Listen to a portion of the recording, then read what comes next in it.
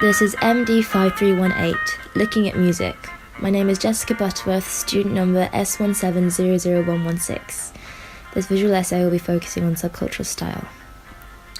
Back in the 1970s, style and fashion was a form of identification influenced by the music you listened to, which then further influenced or guided you to which group you belonged to, which was often defined by which genre you listened to, thus completing the circle.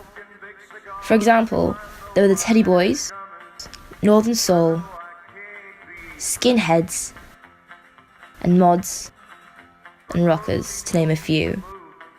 Each group had a distinct style to identify them by. Today, however, it is not as obvious or extreme.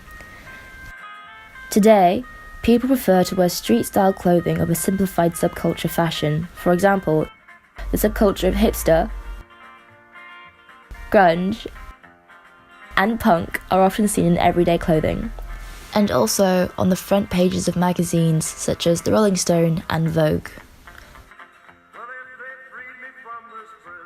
Subculture fashion can be defined as groups organised around or based upon certain features of costume, appearance and adornment that render them distinctive enough to be recognised or defined as a subset of the wider culture, or the expressive forms and rituals of those subordinate groups. As Hebsditch says in Subculture, The Meaning of Style, where the subculture groups of the 1900s used style as resistance against societal norms. This visual essay will focus on the subculture of mods and rockers and skinheads and the music that influenced their style.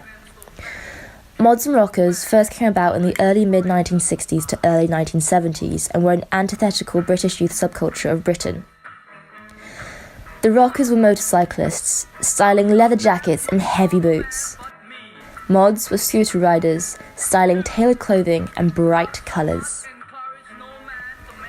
Mods listened to 1950s ska music, soul and R&B. Their Vespa or Lambretta scooters were often decorated with mirrors, and the more mirrors the bike had, the more stylish you were. Rockers listened to the like of Elvis Presley, Johnny Cash and Eddie Cochran. They were known for embracing their dirtiness and were not widely welcomed by many venues like pubs and cafes and dance halls. In the mid-1960s, the mods developed a split between the well-to-do mods and the hard mods. The hard mods evolved into the subculture known as skinheads.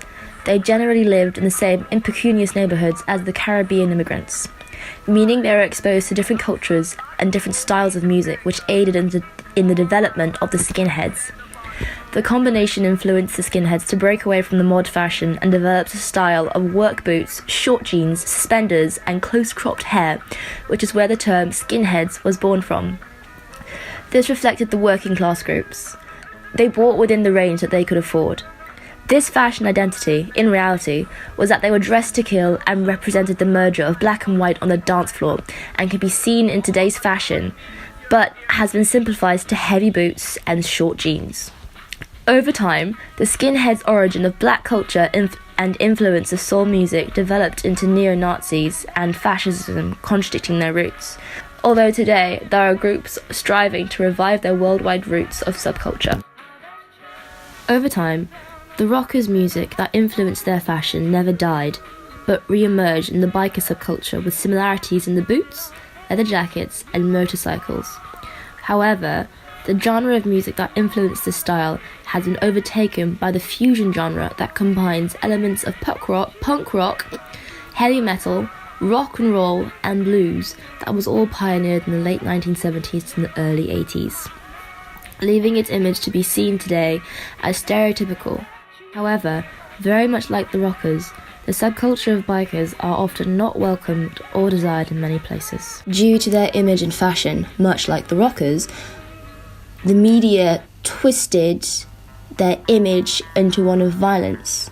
You had moral panic with the mods and rockers fighting down in Brighton, and then you also had the same with the bikers fighting any other gang that the media could think of.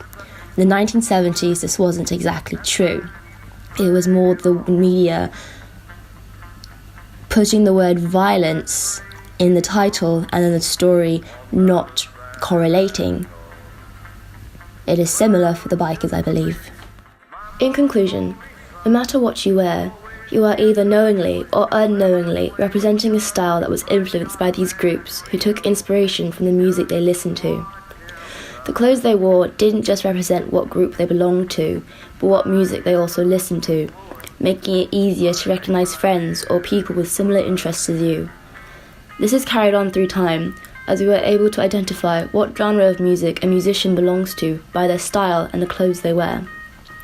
Both seem to influence each other, and is then diluted down to public fashion and street-style clothing. This is MD5318. My name is Jessica Butterworth.